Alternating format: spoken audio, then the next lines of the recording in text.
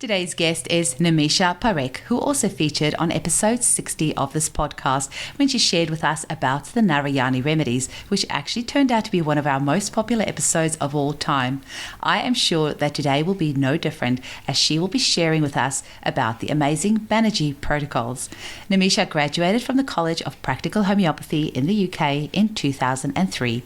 She specializes in the Narayani Remedies and the Banerji Protocols, and she runs courses on these as well as other topics in homeopathy. She has written 3 books, the first one being on the Narayani Remedies and 2 of them on the Banerji Protocols. One is the additional Banerji Protocols and the other one is Materia Medica, Remedies of the Banerji Protocols. The latter was launched at the Joint American Homeopathic Conference in 2022 in Reston, Virginia. This Materia Medica attempts to explain the use of the carefully chosen remedies in the protocols, and the information is limited to the symptoms and spheres of action of these remedies in the Banerji Protocols, and some interesting tips have been included. I've had a copy of this book for a couple of months in my clinic, and I have to say I really enjoy using it alongside my Banerji Protocols book, so the two really complement each other.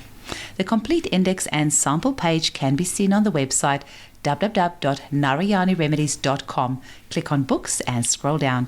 To purchase the book, you need to register on the website. Enjoy the episode. Welcome to the Homeopathy Hangout, where we discuss all things homeopathy from around the world. And now my mum and your host, Eugenie Kruger. Hello, homies, and a very warm welcome to Homeopathy Hangouts. Today, I have the privilege of welcoming back the lovely Nimisha Parekh. Welcome, Nimisha. Hi, Eugenie. Thanks for having me back. This time, I think, on a different topic. Different topic. So I just want to say, I think by the time this episode goes out, it'll probably be around episode 130. And your episode on the Narayani Remedies was around 60 somewhere.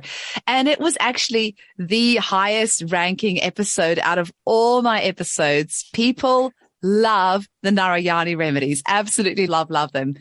Now, today we're going to be talking about the Banerji Protocols. I think just quietly between you and me, we are going to blow a few people's minds today. So those that haven't heard about the Banerji Protocols, this is something else for you to really dive in and expand your mind even more. So I want you to listen to this episode with an open mind, and especially if you're classically trained, just don't immediately discard the information that we're going to be sharing today, because you could have a client in your clinic that you are really stuck with, and one of these protocols might just be exactly what they need. Nimisha, I'm not going to ask you how you were introduced to homeopathy, because people can go and listen to the other episode that we've done. Let's get straight into, how did you discover the Banerji Protocols? Actually, your introduction was going to be my conclusion to fellow homeopaths. Okay. Because I think more and more people are getting aware of the Banerji Protocols. So you'll have patients coming saying, they either ask, are you familiar with the Banerji Protocols? Or they're looking for someone who practices using them, and be open to that. Just read up a little bit, maybe get the book, the original Banerji Protocol book, and you'll find it's actually a really great place to start your prescription. And I think we've talked about that previously as well, that it's the modern homeopathy is the layers method, and the Banerji Protocols go in the disease layer, the top layer. And I'm going to address this a bit later on. Now, sadly, as both the doctors Banerji have passed away, the senior Dr. Banerji, Dr. Prasanta in 2018 and Dr. Pradeep Banerji in 2021. And they've been a tremendous loss to the Homeopathic Society. The clinic is now being run by Dr. Pradeep's daughter, who actually visited in 2017 with her grandfather. Her name is Isha Banerji, and she recently qualified as a homeopath. I have been in touch with her, and she has reassured me that the clinic is running well, with the same numbers of patients, like 1,000 to 1,200, because she's got the team, the whole team still there. And if you go on their website, if you Google Legacy to Homeopathy, there's pictures on the link. And the one on the stage is some family members with the dignitaries, and the rest is the team. So I think they have at least 15 well-qualified homeopaths in the team. And that's how she's able to just pick up. And how did you first discover the protocols? Like, when did you first hear about it? enough through the Narayani Remedies. In 2015, I have a really good friend, Yuko Yabiko, who used to go to Holland to listen to the Banerjis. They were hosted by Eval Stoughton that time. And she kept on bugging me. She used to come to my Narayani Remedies seminar. She knew I used to organize seminars, and she used to bug me, come and listen to them and maybe have a stand. And I just couldn't afford it. I couldn't afford the price of the seminar, the transport, whatever. So I never went, much to my regret. I wish I had gone that time. But in 2015, she kind of said she wanted to invite them to the UK to do a seminar, but she didn't have the capacity, and could we do it jointly? So I used to visit India a lot, and I actually flew out to Calcutta personally to invite them because she wasn't getting much joy with the emails. And that's how it all started. So they did their first ever seminar in the UK in 2016, and Yuko and I jointly hosted it. So that was great. We had about 100 homeopaths, and a couple of them actually flew in from Germany and one from US as well.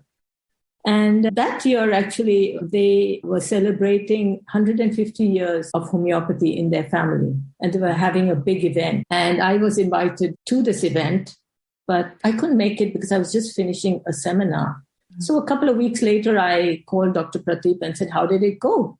And he says, well, I didn't, because the chief guest was the then President of India, Dr. Pranab Mukherjee. Yeah. And he was taking a walk. So this event was on Monday, and he was taking a walk in this presidential palace, and he had heat stroke. So he calls them and says to reschedule it. So Dr. Pradeep says, we can't cancel it. We have to reschedule it. So he was quite a joker. He said, I had to stand on the rooftop of our clinic and with a megaphone and say, it's cancelled. Yeah. They had hosted about 2,000 people. Wow. So then it worked in my favor because they rescheduled it for August, and I was able to go. Wow. So what was that like? It was amazing. Firstly, I was the only kind of foreigner there. Yeah. Because the rest had scheduled to be there on that Monday, which got cancelled. So it was unfortunate for them. Yeah. And it was really amazing. And they actually played, the theme song was in Bengali, and it meant a walking to his own beat, which totally described Dr. Prasanta. Oh. And I actually have the clip that they showed with the background. It's called Legacy to Humanity. So I'll send you a link. Yeah. You can put it up. Put it in the show notes. Yeah. It's not, I looked for it on their website, etc., but it's not been put up. So I thought it'll be nice to share that. They gave me a recording of that, and it's professionally done, and it gives you a really good background. And was that your first time at the Banerji Clinic when you went for that celebration? Well, except for inviting them. When I went to invite them, it was a very short visit, so I didn't sit in. But so when I went in 2016, after the president of this event, I stayed on for about 2 weeks. And I'd gone on my own, so it was great. No family, no kids, nothing. I had this little hotel I used to go to and go there the whole day. It was from 9 o'clock to, say, 8 in the evening. Because what they had was they have a morning clinic and that stops at around 3. And then they have an evening clinic, which is from 6 to 8. At that time, the evening clinic was in a different location, which was the original clinic, which was really sick. There were no toilets, nothing. You just sat there and behind the desk, and you would have about 300 people coming. Wow. And, so that was the original one. This one, of course, the day clinic is very sophisticated. So when I went back in 2018, they had moved everything to one premises. Okay. So you had homeopaths basically working the whole day. Some of them had shifts. So they would go, but then the evening shift would be covered. Dr. Prasanta, actually, I really benefited because he would get in at 9 o'clock and the patients would be around 10 o'clock that he started seeing patients. So we would sit together, have a cup of tea, and then he would tell me all his stories. And some of them I've heard over and over because he would say them. But it was just great. And I think I used to get quite emotional even when he used to present because my mom was the same age. He was in his 80s. And for someone at that age to come and travel to the UK and just have one day's rest and then just go for it. Wow. was just amazing. So I used to sit with him and maybe ask him some questions about protocols, and he would share his stories. And his favorite one was how he was born. He was doing homeopathy from the time he was born, which didn't make sense. But he said because his father was a homeopath, and he said I was surrounded by all these homeopaths when I was born. Exactly. So basically, it was from the day he was born. Work long hours, Yeah, they work crazy hours. Did his dad also use the Banerji Protocols, or when were the Banerji Protocols introduced? They were formalized by Dr. Prasanta and Dr. Pratik. And what sort of drove them to do that? I think there's the book, and I've got it open here. So in the preface, which is on page 9, the Roman numerals, it actually gives the reasons of them putting together these protocols and their aim. And one of the things was that, obviously, like we know, if you have 10 homeopaths, they'll come up with 10 different remedies. And they wanted to standardize this and have credibility in the science field. Because they said it's funny because when Dr. Prasanta came in 2017, a friend of mine interviewed him. And I don't think she ever broadcast that interview because he says, you homeopaths are the ones to blame for this bad rap that we've got. Yes. Because you've got no evidence-based documentation. It is growing now. And I think that was his big beef with us, that formalize it, do the numbers. And one of the things was, it's interesting, and I like to say that nobody can call themselves experts in Banerji protocols, except the doctors Banerji. And possibly the people who have been working there for 10, 15 years. So I know there are homeopaths who are very good at marketing themselves, but they're not experts. We can't. I think it's almost an insult to call yourself because I've been there, I've seen the kind of effort behind these protocols. It's not just this for this. And that's what's led to my Materia Medica book as well. Because I wanted to understand that how did they come up with these things? And of course, when you ask them, they weren't there to teach us homeopathy. They didn't have the time. So their answer would be, it's from my experience, which is true. But the doctors who actually work there, they're all known as doctors because they've undergone 5 years of training, which includes medical training. And then they are hired on a 3-year basis, that they have to be there for at least 3 years to learn the protocols. Because they laugh about it, but they basically say, we are told, forget everything we've learned. Because in India, the homeopathy that's taught is Kentian homeopathy, which stops at the organon form. So people are stuck in that. And I think worldwide, that's what's happening. There shouldn't be a divide between classical and practical homeopathy or the practical approach. It's all we are using whatever tools we have. And I think I'm very passionate about saying the patient is the uppermost. That's what I'm criteria. Trying to get across with this podcast, is just letting, especially because homeopaths can attack homeopaths, and maybe we can talk a little bit about that too. Some homeopaths can get on their high horse and say, oh, that's not how you prescribe them. And you know what? I will put up my hand, Nimisha, and say that I was one of those a few years ago. I was like, Narayani Remedies, and Banerji Protocols, oh my gosh, that's not homeopathy. So I will definitely eat a slice of humble pie and say I used to be there as well. But and I'm sure you found that your practice has changed. Absolutely. And the clients come back and they give you these testimonies of how it's helped them, and it blows your mind. Yeah, I see this day in and day out when I used to do seminars with different speakers, etc. You would have almost heartbreaking because homeopaths would train for 4 years. It would be weekend courses. So they would leave their families and travel far and come, and then they didn't have the confidence to prescribe. So we all, up to recently, I'm doing courses. I'm learning. I do courses all the time. You have to be open-minded. Yeah. You have to know what's going on in the community. You have to be open-minded. And so I'll give you an example, just even detoxing. So the Banerji Protocols, they use a kind of blanket detox, camphor.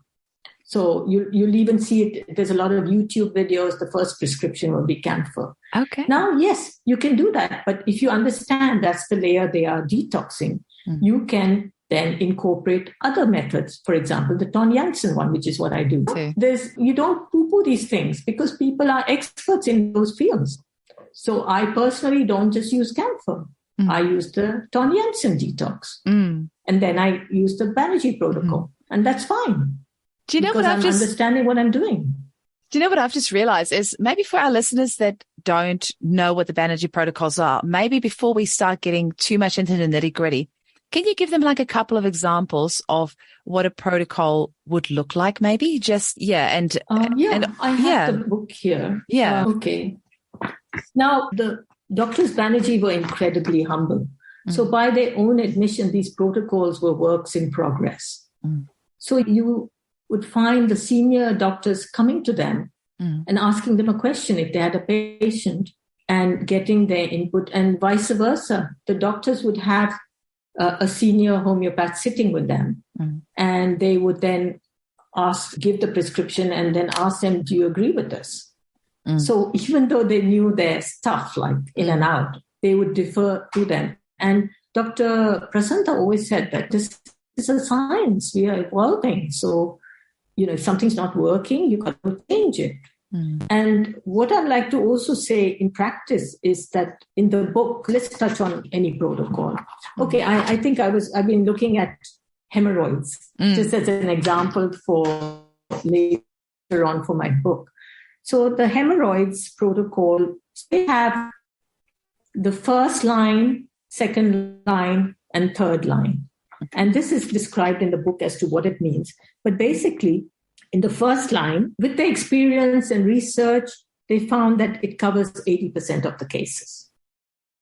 And then if that doesn't work, you have the second line, which covers 20%, and then whatever else. But in practice, what happens is, even though it's a quick consult, the patient will be asked certain questions. And you could have something from the first line and something from the second line because the practitioner feels that actually fits them better. Okay. Or the frequency is better. So this is, again, they're not set in stone. And that's where your expertise as a homeopath comes in. So a typical prescription is sulfur 200C, 1 dose every alternate day. Nux vomica 30C, 1 dose daily. So that's the protocol.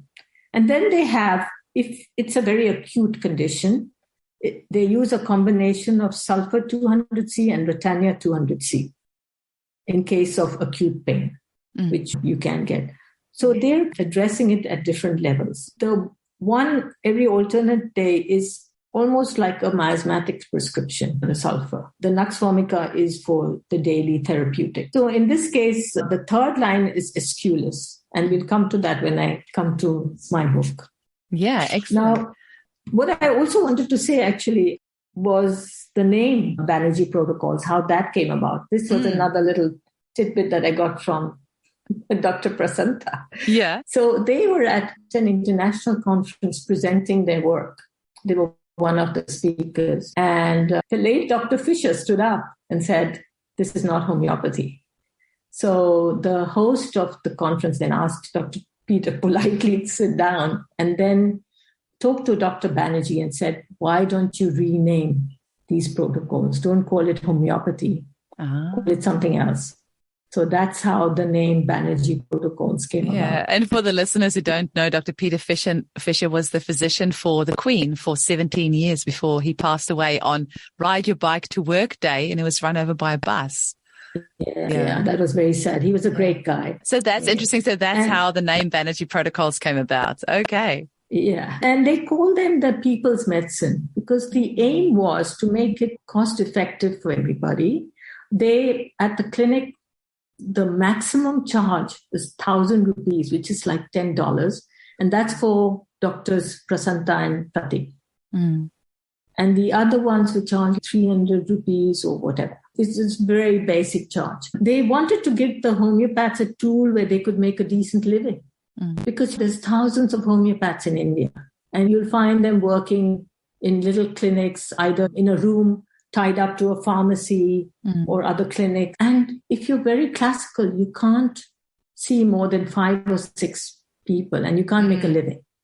So this was the aim, that the homeopaths could have a tool where they could make a decent living. And as I mentioned, that Dr. Prasanta wanted this kind of, he calls it a ready reckoner. The book is called A Ready Reckoner. Now, when you look up the meaning of ready reckoner, it means it was used in 1757 as a trader's most useful assistant. Ah. But in India, it's used now for real estate because people can lie about the value of the property or etc. So the government has set a minimum price on which real estate transactions are based. And that's called the ready reckoner. Okay. So Dr. Prasanta and Dr. Prateep have said this book serves as a ready reckoner to practicing doctors for the treatment of various diseases and ailments. So how would you suggest that practitioners use the book? Because I know, like in my clinic, when I've given somebody like several remedies and it feels like nothing's worked, then I pull out my Banerji Protocols and I'm like, that's it. Just throw one of these protocols there. Or if there's a particular protocol that I know works really well, like I know the hemorrhoid protocol works really well, then I will use that. So how would you suggest that practitioners use it? And also, maybe we can start like edging into that part. Like, how can home users use the Banerji Protocols? And do you recommend that home users use them? I know home users are using them, What I think, so this question about provings comes up. I've seen Facebook groups where a person says, I think I'm proving a remedy. And I did ask Dr. Prasanta about it. I said, because they repeat it so much, what about proving? Now, if we know the basic principle behind provings, what is it? That it's supposed to be the provings are supposed to be done on healthy individuals. And there's actually a really good webinar on provings, which I listened to recently, and what's involved in it. It's a lot involved in it. So he says if they're ill, they can't prove the remedy, which makes total sense. So I think in terms of home users, they need to have some knowledge and they need to know when to stop the remedy, which can get tricky. I think we've been training for years, so there are some protocols, yes, that you can immediately use. So I was looking at this and I looked at, I think one of the chronic, you asked if they can be used for any chronic situations, and I looked at the chronic kidney disease. Now, I feel that if you have markers that you can compare, so for kidney disease, you look at the urea levels and the creatinine levels. Now, if you are using the protocol or if you don't have any other help and you find the markers are decreasing, then you're on the right track. Exactly. But you need to know that. So you can't be treating anything chronic, which is really going downhill and not seeing a professional. And I think it's important also to get a diagnosis. Others, you could be just totally barking up the wrong tree. So I think those things are important even for practitioners. Because we can get so involved with so many symptoms, and if you don't know what we're doing, you could actually be doing damage. I have a lot of confidence in the Banerji Protocols because I've seen how they've been put together. They're not just being put randomly, and that's why it angers me when people put them down. You don't want to take them on, don't. It's not part of a school curriculum that you have to use it, right? It's totally optional. So do what you're doing. And if you're happy doing what you're doing. Nimisha, you must have very tough skin because you have chosen to write books about the two of the most controversial topics in homeopathy. the Narayani Remedies and the Banerji Protocols. And I'm still standing. Yeah, amazing. Actually, interestingly enough, this thing about the book, especially the Materia Medica book, what happened is I think we talked about this briefly before, is that I wanted to know the real meaning of Materia Medica, like how do I express it? And I have the meaning somewhere, here. It says it's a Latin term for the body of collected knowledge about the therapeutic properties of any substance used for healing. So that was it was used from the period of the Roman Empire until the 20th century. Materia Medica was used. And of course, now we use it for our Materia Medica in homeopathy. In modern medicine, it's now generally been replaced in medical education context by the term pharmacology. Oh, interesting. And my background is pharmacology. Yeah. So, whoa. I said, I guess that stayed with me, that curiosity about how substances work.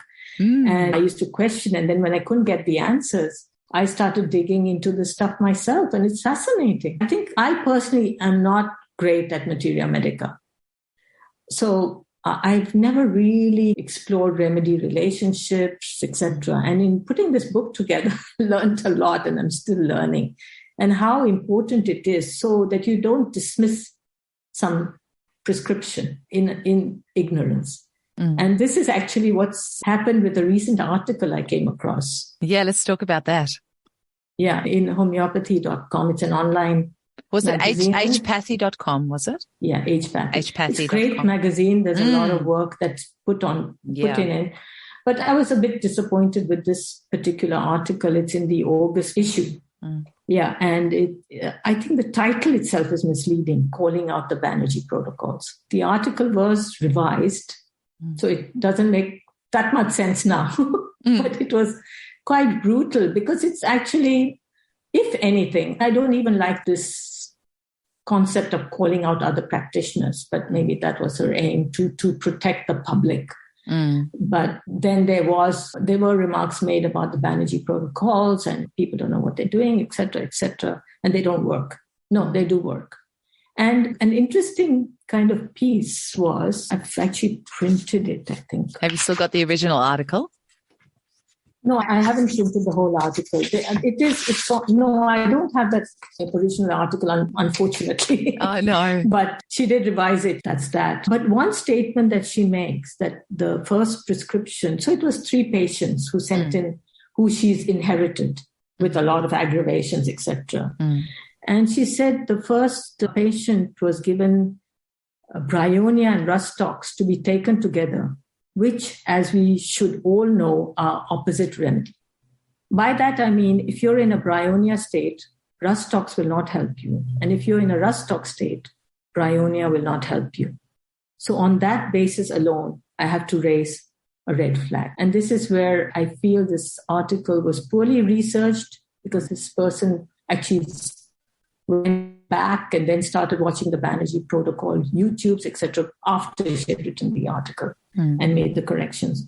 But this is also a very close-minded statement, because when I was putting together the Materia Medica, I, as I said, looked into remedy relationships, and bryonia and rustox are collateral remedies. They're complementary remedies, and rustox follows bryonia. Interesting. Because bryonia, just for our listeners, usually bryonia is much worse for the slightest little bit of movement. So if the bryonia patient has a headache, the tiniest little movement, even moving their eyeballs, will make the headache worse. But a rustox patient is better for movements. They might be painful to get started, but once they get going, the pain gets better. Yeah. So this particular prescription is from the protocol for rheumatoid arthritis. Okay. Now, obviously, you're not going to be lying in bed all the time, not moving, because you're in a bryonia state. You have to move. So they found that using rustox 30C and bryonia 200C alternating every 3 hours works well. And why? Because you'll see in the text that they complement each other, especially for rheumatoid arthritis.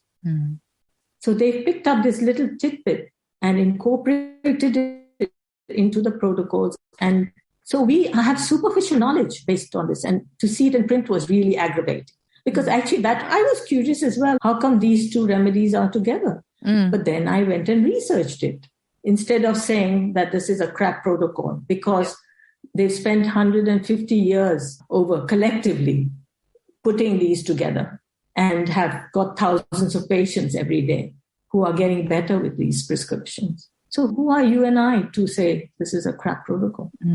And that actually really aggravated. I can understand why you're so passionate about it, because you've been there. You've seen the work and the blood, sweat and tears that they put into this. Yeah. To just have it discarded willy-nilly like that I can understand why you take it personally. Yeah, frankly, I'm not one of the 3 homeopaths named in the article. You're not. Yeah. No, I'm not. So it's not about that. Another interesting thing that I learned this year actually was I was at the JAHC this year, and I met Dr. Arup Bhattacharya, who actually he researches cancer, and he met the Banerjis, Drs. Banerji, and invited them to the US. But this was the first time I actually ever heard of him. He's never been mentioned before this. So it was a bit sad that he's not got the acknowledgement of. So he was the one that brought the Banerjis to America for the first time? Yeah. Oh, cool. Yeah. And he was happy for me to mention that. Oh, Because he's never received. A very nice person as well. Going back to, actually, I went 2016 and then I went back in 2018 with a gentleman who wanted to see how the clinic was run and spent 2 weeks there. And I wanted to say that because I was trained at the College of Practical Homeopathy, I was already prescribing quite a bit along these lines. Not the same remedies, but after the first time, I had time to go back and go over stuff. I invited them for 2 seminars. So I got to know things better. So I didn't have to spend weeks and weeks, frankly. And it became actually a fun exercise because I would sit with the acutes as well and then just think in my head, oh, what's the prescription going to be? And it was fun when you guessed it right, of course. And if you didn't, you learned something. Yeah, exactly. So I decided then, I had actually met Dr. Prasanta in Germany that same year. He was doing a conference there. And then I went back the following year because the people organizing that conference also specialize in Banerji protocols, but they have a different approach to it. That's when I put together my first Banerji book. It's called The Additional Protocols from the Clinic. So what it was the aim was just to have something to have at the conference. It just had about 100 copies. What I did was I put together the protocols in alphabetical order. And the ones that I had notes on from the clinic, I put that this is from the clinic. And if the protocol was in the original Banerji book, I would just put a reference to that book. I didn't want to rewrite the protocol because the aim was to add to the original book, not take away from it. And that's been a huge success. I guess someone posted it somewhere and it's selling to date, which is great. People are finding it quite useful. So I'm thankful for that. Yeah, I should probably be a little bit careful mentioning this, but there are some Banerji Protocol Facebook groups as well. So I know home prescribers have taken it upon themselves to prescribe these remedies. Yeah, I know. And I guess this is where it comes back to the question is, should they be prescribing for themselves? I think the aim of the Facebook groups was to share your experiences. But I joined and I left because I found it's just people asking, oh, do you have a protocol for this? Yeah. Do you have a protocol for that? And, just a quick fix, hey? Yeah. So I think it's very important that I think we understand what's behind these protocols. And yes, try them, but try them. But if it's not working or you're getting worse, please go and see a professional. Yeah, that's where your book, so the Materia Medica Remedies of the Banerji Protocols that Nimisha released. Did you release it this year, hey? Yeah, at the JAHC. At the JAHC. Give myself the deadline because I was going on and on and on. Oh, awesome. I've got a copy right here in my hands. But what's really nice is you explained why the Banerjis used certain remedies in the protocols. And I think that's really lovely. I love that you have pictures in the book as well. I think that's a big problem with a lot of Materia Medica books, that there's not a picture of the source, because I am always really surprised when a homeopath doesn't know what a remedy is made from. I interviewed somebody the other day and they mentioned a remedy and I said, oh, this is a remedy made from that. And they didn't know that's what it was made from. Like for me, the first thing that I always learn is, what is the remedy made from? It's fine that it's called Cardius Marianus or whatever, but what is that actually made from? Because that gives you so many clues as to what the remedy can help with. And so I love that you've got the pictures here of the source, and I love that you explain here why they would have used that. Yeah. And also when there is something like cocculus, for example, it says here, though not used in the Banerji clinic for sleep problems, cocculus is a big remedy for ailments from loss of sleep. So you explain why these things are here, which is really nice. And it's really easy to read. I like that it's spiral bound, makes it easy to go through because it's quite a thick book. Yeah. And it's you always use lovely quality paper because your Narayani book's got lovely quality paper as well with the spiral bound. Makes it really easy. So what I also actually did was also write which kingdom they are from, whether it's a plant kingdom, because I find that's a good learning tool as well. I've recently got into a couple of years, the JAHC's learning, which is really interesting, and where you talk about the different kingdoms. And there's a lot of information on the plant kingdom because those were readily available. The plants were easy. And again, getting back to provings, one thing we have to remember is Hahnemann did provings on himself. 120 he was the only of them. prover. Yeah, exactly. So we can't get too caught up in all this.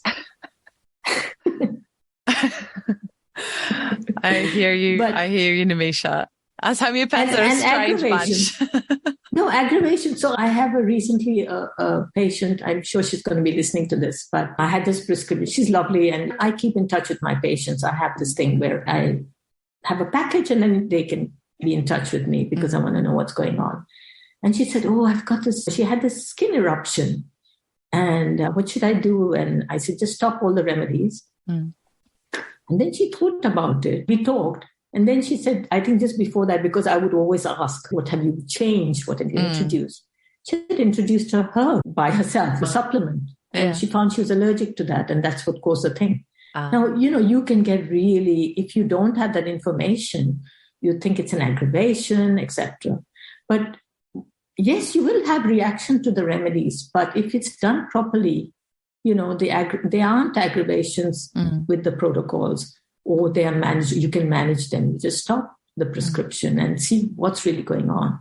Exactly. That's what I was. And another thing, actually, the same patient just recently wrote to me because she's on a heart medication. She can't stop. So we're doing a detox, etc. But when she gets itching, she's using ant crude 6C. And which is in the Banerji Protocols. They use it for any itching. So we don't need to really know, repertorize it, etc. It just works that it's drug-induced dermatitis. So any drug that's causing this and crude will help with the symptoms. Yeah. Very cool. Nimisha, is there anything else that you want to share with our listeners before we finish off? I feel like that time just flew by. Is there anything else that you want to share with the audience? So maybe if somebody's a little bit hesitant about using the Banerji protocols, or if they want to find out more, or what message do you want to get out there for them? I'll just quickly tell you about something from my book, the new book. Yep. It's the remedy Aesculus hippocastan, which is one of the ones that comes to mind for hemorrhoids. And when we go to our repertories, which is where we look for symptoms, I use Robin Murphy as a Materia Medica. I love it. He taught us really well when I was studying. He would come down for seminars. And he used to always say, fix what the person has come for.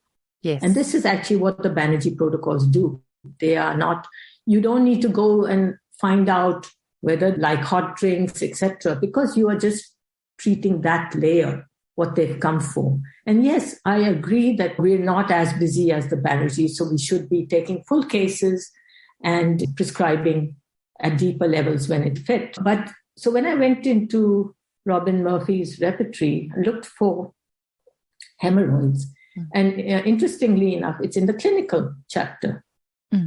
So this is, again, where the Banerji... So you would expect it to be under the rectum chapter. Rectum, yeah. But it said refer to the clinical. So yes, so Robin Murphy also had clinical diagnosis. So there was a diagnosis and you went with the remedies for that. And yes, you could differentiate between them, but the Banerjis have done that. I was curious as to why Aesculus was not there in their first line protocol. It's actually in the third line. And when I checked, I found in the remedy relationships that Aesculus is similar to aloe, collincinia, nux, sulfur, etc. in hemorrhoids. It's useful after nux and sulfur have improved, but failed to cure piles. After collincinia has improved piles, Aesculus often cures. And this is from Alan's keynotes. So that's another tip, actually, I got from Dr. Prateep. That he had his copy of Alan's keynotes and he had so many notes in it. I wish I could have photocopied it. So that was one of their favorite Materia Medicas that they used, the Alan keynotes. But of course, they use thousands of books there. If you see the videos, the library is where they normally do the videos, and there's zillions of books that they've got. And if you look at the Banerji protocol, nux and sulfur in the first line, collincinia is in the second line, and then Tusa is in the third line. Okay. So it follows what I just said in terms of remedy relationships from an independent source. Very cool. So I'm hoping that the book would serve to help people learn more about the Banerji protocols, more about the remedies in there, and just generally about homeopathy, how we need to expand our knowledge and keep expanding.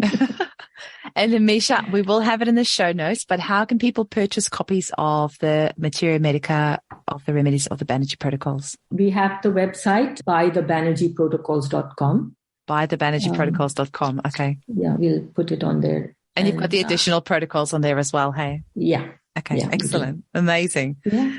Thank you so much for your time today. I always love having a chat with you. And yeah, I hope that a lot of people get these books and give it a try, and our homeopaths open their minds and try these remedies. And the material that you've written really just gives them that extra information. So if they maybe, like I already have the Banerji Protocols book, the one that's from the Banerji Clinic, and Your Materia Medica just goes along really nicely along with that one. So if they already have the Banerji Protocols book from the Banerji Clinic, then this would be a really good adjunct for them to use. Yeah, I think just a note of caution. I believe there's some kind of false copies being sold on Amazon. So just to be aware of that. Of the Banerji Protocols Clinic book? Yeah. Okay. Yeah. I have addressed it with Isha, and I was told that they're looking at the legal aspect of it, but I think it's still going on. So just to be a bit cautious. Yeah. I don't think they have the infrastructure to send the books out themselves. It's a pity because I paid over $200 for my Banerji Protocols book from the clinic. Yeah. I think I got it from America because it's not that readily available. So I can understand why somebody copied it. It's obviously not on at all, and the Banerjis deserve every cent from the book. I think it's being sold for $40 now. Yeah, far out. But I would say that if you are using the protocols, get that book and go through each page. Yeah, because you can miss everything's there. The background, etc. Don't skip it because all that is so important. Amazing. Yeah. Thank you, Nimisha. Thanks so much. I really appreciate you sharing this with us. Have a wonderful day. Thank you. You too. Bye.